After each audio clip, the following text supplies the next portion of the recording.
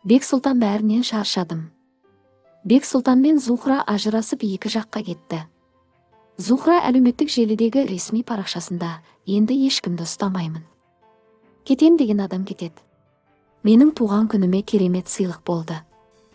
Деп жазды Зухра. Естеріңізге сала кетейік, Бексұлтан Зухраны тастап екі жаққа ажырасып кетіп қалған болатын. Бексұлтан Инстаграм парақшасында әсерлі жазба жариялады. Шынымды айтайын ба? Шаршадым мен, керек болғанда керемет дейтін.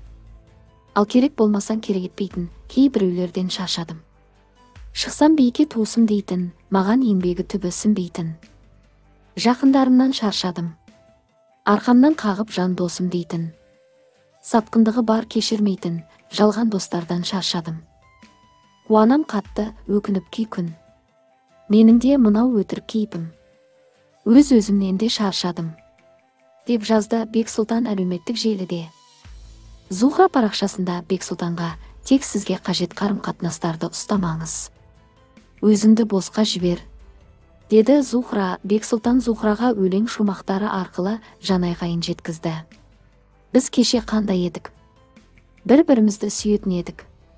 Сезімге бас етін едік. Өзгелер бізді қаралай қалса, өртеніп жанып күйетін едік. Бір-бірімізді бағалайтын едік. Кемшілігімізді қарамайтын едік. Алланың берген махаббат бағын қол ұстасып аралайтын едік. Бір-бірімізсіз сына бастайтын едік. Басқаның ойын білмек түгілі сөздеріне де құлақ аспайтын едік. Бір-біріміз үшін қуанатын едік. Бір ауыз сөзге жұбанатын едік. Бір-бірімізді сыйлай білгенде шыңға да бірге шыға алатын едік. Ал қазірше еш нәрсеге жанымызды қинамайтын болдық.